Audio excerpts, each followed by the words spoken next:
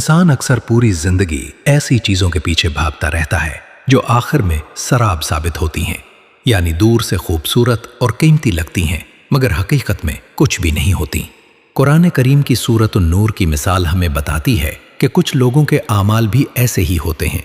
वो बज़ाहिर बहुत कुछ करते हैं, मेहनत करते हैं, कामयाबी के पीछे दौड़ते हैं, मगर चूंकि उनके दिल में सच्चा ईमान और खुलूस नहीं होता, इसलिए उनकी ये सारी कोशिशें आखिरत में बेमानी हो जाती हैं। बिल्कुल ऐसे जैसे प्यासा शख्स सहरा में पानी समझकर सराब की तरफ दौड़ता है मगर वहां कुछ नहीं पाता। ये भी समझाया गया है कि हम किसी के दिल का हाल नहीं जान सकते, इसलिए हमें दूसरों पर हुक्म लगाने के बजाय खुद अपने ईमान की फिक्र करनी चाहिए।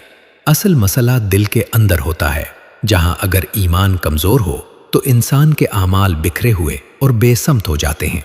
मजमून ये भी बताता है कि सिर्फ अच्छे माहौल में होना जैसे मस्जिद या नेक लोगों की सोहबत काफी नहीं, जब तक दिल खुद सच्चाई को कबूल न करे। इसी तरह ये सोच भी गलत है कि हम कुछ बुरे काम करें और फिर चंद नेकियां करके सब बराबर कर लें। अल्लाह के साथ ऐसा कोई सौदा नहीं चलता।